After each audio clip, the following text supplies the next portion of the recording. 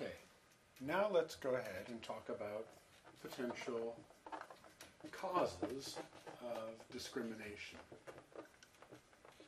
Discrimination.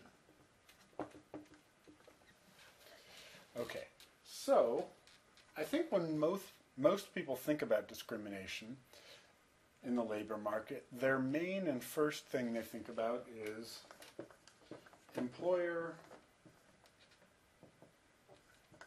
what we would call taste-based discrimination. So this is the idea that employers just don't like certain classes of people. They just, don't want to have them around. And what's going to happen here is that if this is true, employers are going to pass up on qualified workers. And essentially, employers are doing something other than just maximizing their profits. They're maximizing some average of their profits and their desire to discriminate against workers of a particular type. So employers are trading off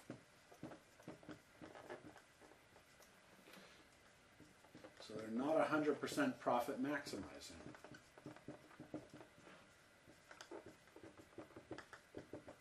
And unsurprisingly, if you are finding a compromise between the goal of profit maximization and some other goal, which happens to be, obviously an evil goal in this case, then you're not going to make as much in terms of profits as somebody who's 100% focused on just the money, and they don't care, whether you're black or white, female or male or whatever. So discriminating employers make lower profits.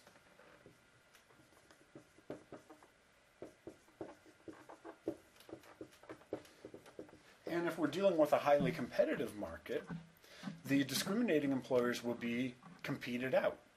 If we're dealing with a less competitive market, oligopoly or monopoly, then there won't be as much competitive pressure.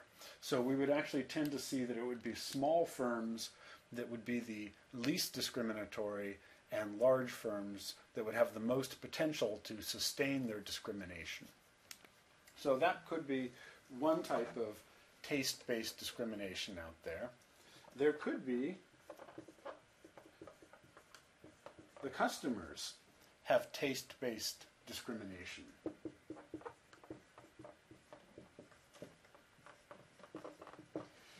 And in this case, a profit-maximizing employer who is not themselves biased will have an incentive to discriminate on behalf of their customers, essentially. So you imagine that, once upon a time, people maybe didn't like to see black waiters and waitresses. So no employer who wanted to serve their patrons was going to hire black waiters or waitresses. Or maybe people don't like doctors who have an Indian accent or something like that. So hospitals are going to pass up on these doctors that, are educated somewhere else.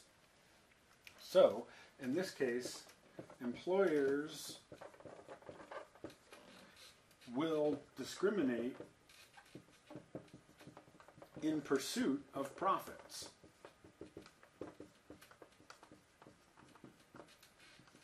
That's the profit maximizing strategy.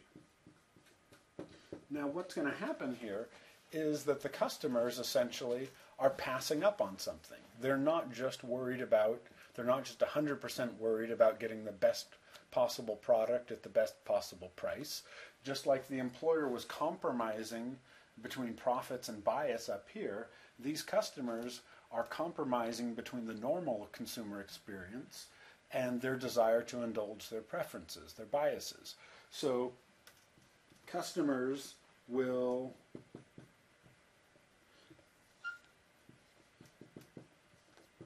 get a lower quality product or end up paying a higher quality price to indulge their preferences. But that may be sustainable. We may just find out that, some people, that's what they prefer, and they're willing to tolerate having, lower quality service because the employer has passed up on hiring qualified employees because they want to indulge their customers' preferences. So that could be two cases out there.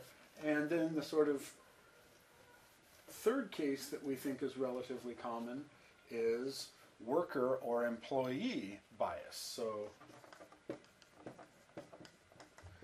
employee taste-based discrimination. So it might be that workers at a particular firm or in a particular industry don't like to work, say, with, we have a whole bunch of men in an industry and they don't like to work with women. So, we have the steel industry or something like that. And the men in the steel industry don't want to work with women. And what's going to happen here is a little bit trickier, but potentially what we're going to see here is that by passing up on the opportunity to have productive colleagues, my productivity would itself be negatively impacted, and the profitability of the firm that I work at would be negatively impacted. So we think that in general, this is going to hurt the employees. Again, if people are not single-mindedly pursuing the goal of their sort of traditional economic interest of the highest possible profits or the lowest possible price for the highest quality product or the highest possible wages, if you're balancing two different goals, then you're not going to perform as well on the traditional economic goal. So potentially this causes employers to discriminate because otherwise they might have to pay the steel workers more to keep them from quitting when they start hiring women.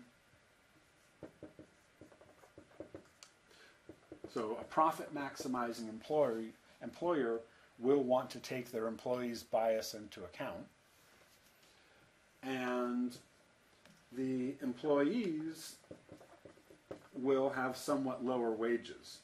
Essentially, they're choosing to take some of their compensation not as wages, but as the indulgence in their preferences.